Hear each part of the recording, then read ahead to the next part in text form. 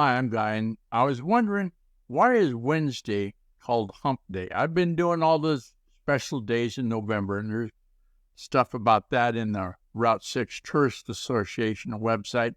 But I said, Hump Day, where did that come from? And so I looked it up. There's a Google document in the GuyRCook.podbean.com environment that explains how Hump Day came to be. It's only been around since about the 50s.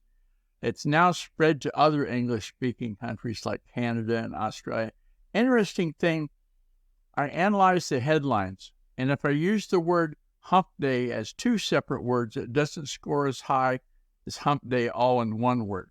So if you're going to write it up, I would urge you to consider using it as one word. Hey, to contact me, use the secure contact form on GuyRCook.com. If you like this episode on YouTube, and give it a thumbs up on YouTube.com and click the bell to subscribe to future episodes. It's a wrap.